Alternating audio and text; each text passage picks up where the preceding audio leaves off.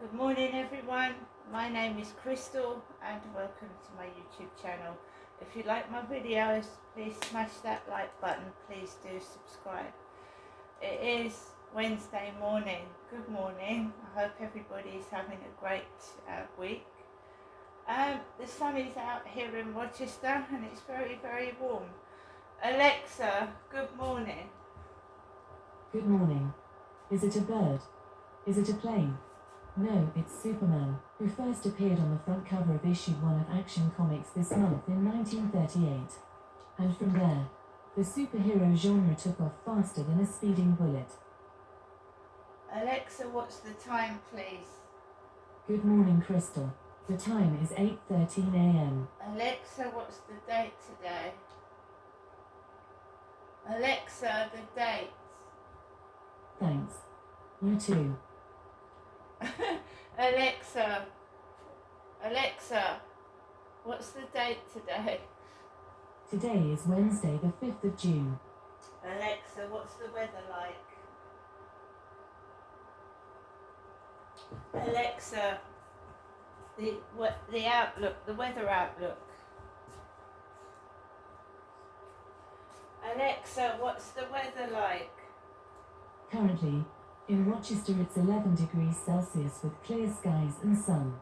Today, you can expect intermittent clouds, with a high of 17 degrees and a low of 7 degrees. Alexa, can you tell me a joke? Oh, we're having trouble with Alexa this morning. Alexa, can you tell me a joke? Where do penguins go to see a film? At the dive-in. And Alexa, whose birthday is it today?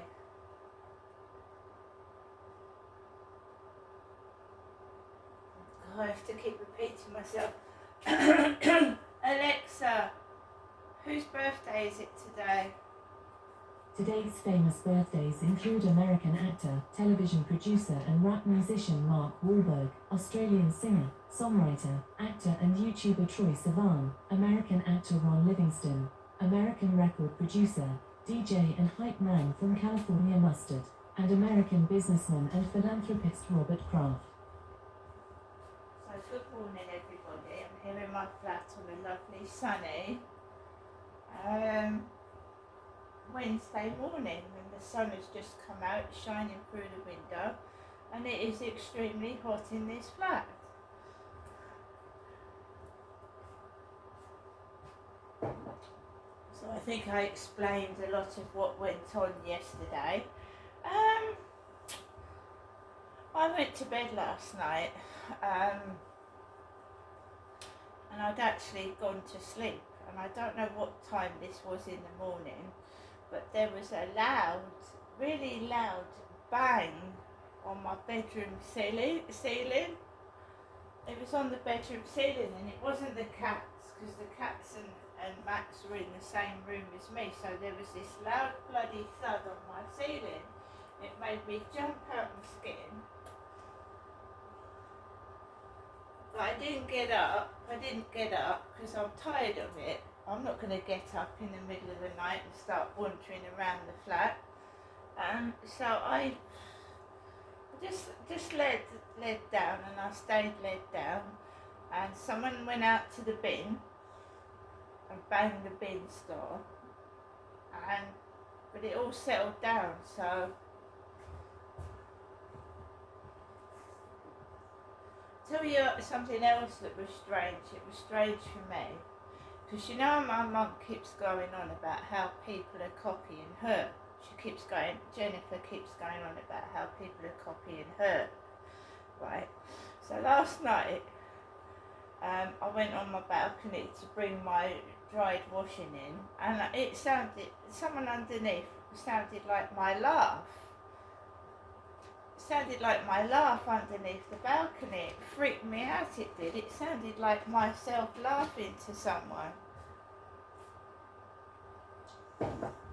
Because when I speak to people over WhatsApp, when I've spoken to people over WhatsApp in the past, we spoke to each other by voice notes. This one guy said something about me on a voice note, so I returned the favour, and I laughed. I think I laughed at something. So they imitate your voice. They imitate you.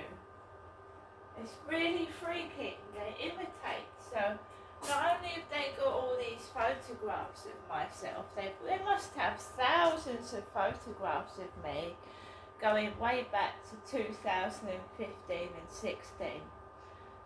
They've got voice notes as well. So they mimic your voice as well.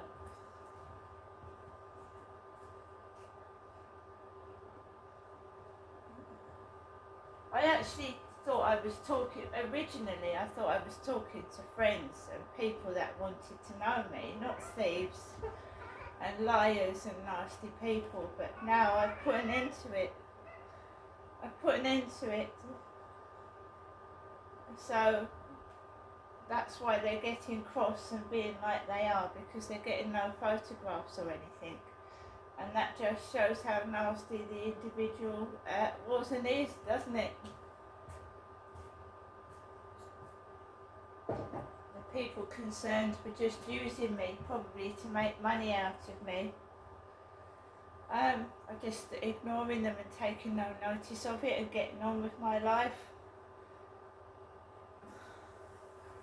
I've gone through a lot, and you know what I mean, I've gone through a lot in my life, and I want to meet genuine people, not fake ones.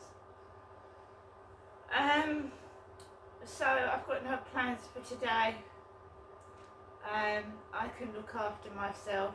I mean, it gets monotonous sometimes when you've got nobody to talk to, but you can have fun on your own, and you can be okay by yourself. This is what's happening to me. Someone's sexually bullying me and keeping me contained in my flat. They want me to themselves.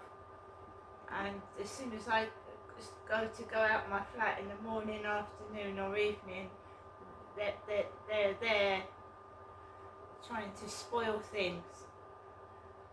I think they are a bunch of thieves. I think what they're doing is wrong. My YouTube is not monetized, nor is my Instagram or anything else. It's purely there for free. I could monetize it. I could ask people to pay each month to watch my videos. I could, but I don't do that.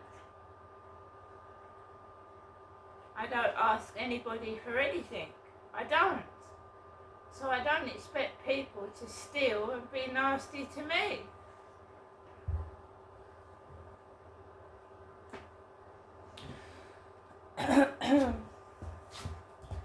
The weather's hot. The weather can be really stifling actually inside the flat. So at night you understand people like not being able to sleep. There's no point getting cross. These flats, there's hardly any air in them. You know? So we all have to try and understand one another, you know.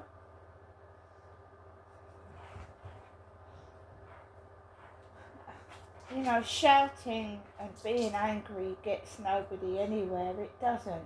It just wastes time. And people laugh at you when you lose your temper. Oh, look, there she goes again. Alexa, LBC Radio. LBC London from Global Player.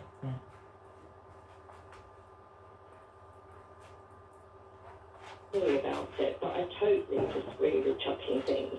It's the politics of division, says Jackie, and you, like me, are concerned about throwing things at any politician of any party.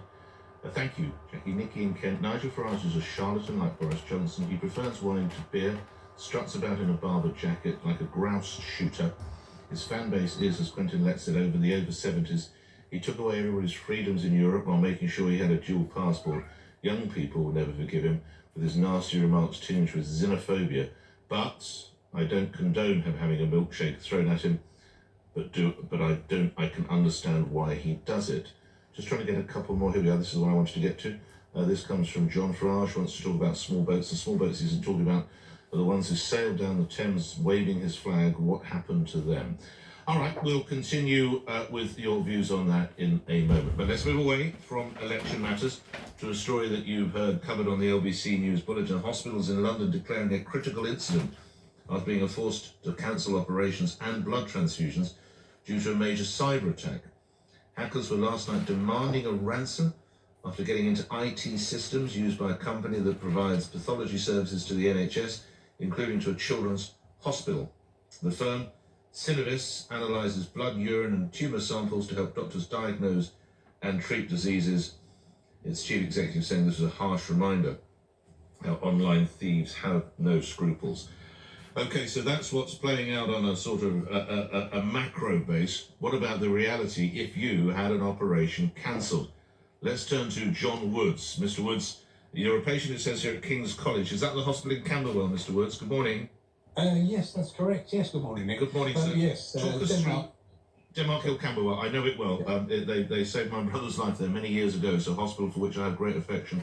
Talk us through what happened to you yesterday, Mr. Woods. Yeah, I was due to receive a phone call telling me that I had an allocated bed so that I could go in yesterday and have my preparatory work done for an operation to remove my my little 10-centimetre brain tumour friend today. Oh, right. Which is where I should be at the moment, but I'm at home still at the moment, waiting for a call, hopefully in the not too distant future, to have the operation rescheduled. So when were you diagnosed with this tumour? The tumour was diagnosed approximately 3 weeks ago, and they were very keen to get in and get it out because it's affecting my vision and causing pain, and the sooner they can get it out. Do you mind my asking what the symptoms were? The symptoms were initially a slight blurring in vision. Went to the optician, just thinking it was just old age causing the problems. Right. The initial diagnosis was actually incorrect. Unfortunately, I then went to the optician that I should have gone to in the first place, and they diagnosed the symptoms of it was a partial vision loss on down the left-hand side. Well, they knew it was a tumour, did they? The optician knew that, or the optician knew it was either caused by a stroke, a tumour, or blunt trauma. And I don't recall my wife hitting me too hard over the head recently. And the GP ruled out stroke. And so we know where we are. Yeah. Right, so what does it mean for you now? Have they indicated when they hope to be able to get you back on the conveyor belt? They can't give any time scale, I'm afraid. And obviously, as all the time it's left, it's not shrinking. It's getting bigger. My vision's getting worse. So they can't even say we'll get back to you this month. They're not even able to do that, John. They're totally unable. I mean, the staff at King's yesterday were working tirelessly behind the scenes, apparently, trying to reschedule anyone that they could if they could sort of improvise. But obviously, patient safety cannot be compromised, and you've got to be able to have the right blood available because of where my tumour is. There's a risk of a bleed, and they've got to have spare blood available to pump back into me. Pardon my ignorance. Will you have to stay overnight, or is it a day procedure? No, it's the recovery time from the procedure is sort of 3 to 7 days. In hospital? Yeah. Oh my word, okay. Well, do let us know, and obviously I'm wishing you that the date comes through as quickly as possible. It's very difficult to get on with your life. Never mind the emotional turmoil, you just want the damn thing sorted. So do let us know, and of course, I need to stress it's not the hospital's fault, it's these vile people who are holding hospitals to ransom. Good luck, Mr. Woods. Thank you, John Woods, talking his story there. Jackie's in Southwark, which isn't a million miles from Camberwell. What happened to you, Jackie? Good morning. Oh dear. Well, I was gowned up and ready to go down, and me and said, I'm awfully sorry, we've had to cancel your surgery. Just slow down. So this was yesterday, was it, Jackie? Monday. I'm so sorry, Monday. And where you were in, might I ask you which hospital you were in? Well, King's College sent all the orthopaedics to Orpington Hospital. Oh, sorry, you were in Orpington Hospital? Yes, and that's King's Trust. That belongs to King's College. I didn't know that. Okay. They do their orthopaedics at Orpington Hospital. Is this the Princess Royal Hospital or Orpington? Which one is it at? The main Orpington Hospital you were at? The Orpington Hospital. Okay. And so you're there. Talk us through what happened then. Well, I went up, got checked, all my stats were checked. Surgeon came to see me, who was lovely. The anaesthetist came to see me. I was gowned up, ready to go. I got to the hospital at 7. I've been up to 4, waiting for the transport to take me there.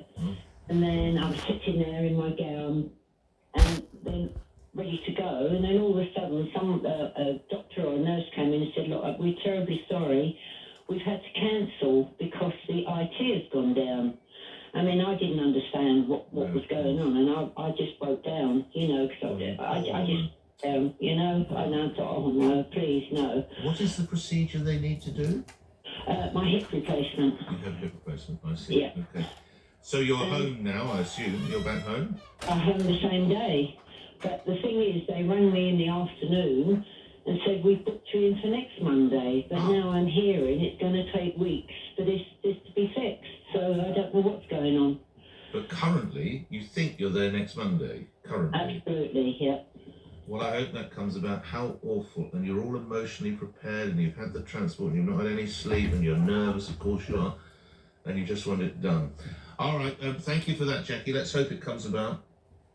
NHS officials are saying they're working with the National Cyber Security Centre to gauge full impact of the ransomware attack, which could, I almost don't want to say this because Jackie might be listening, as you just said, could actually put the results of the operations back by weeks. Gosh. All right, you might take more calls on that. Also, coming up after the news, we start to get ready to remember the extraordinary events of 80 years ago. Specifically, really tomorrow was when the world fought back with the D-Day landings. Marie Scott, who's 97, was a switchboard operator during the Second World War. She travelled across the channel alongside LBC's Henry Riley yesterday and gave him her memories of the war. It's the men who are the real heroes, because they were laying down their lives. As they were storming those beaches, they were dying. More of that to come. 8:30, breakfast with me, Nick Ferrari, on LBC. News time. Thomas Watts. There were repeated heated exchanges between Rishi Sunak and Sir Keir Starmer in their first head-to-head TV debate. They traded blows over immigration, health and tax last night. A murder investigation has started after the death of a man in his 20s near Edgware Road Station in London. Officers were called to reports of a fight and at least one gunshot late last night. The King will be joined by veterans and senior politicians in Portsmouth this morning for D-Day commemorations. The main 80th anniversary events will then move to Normandy later today and tomorrow. LBC weather quite breezy with blustery showers in northern parts of the UK, staying largely dry further south, a high of 18 degrees.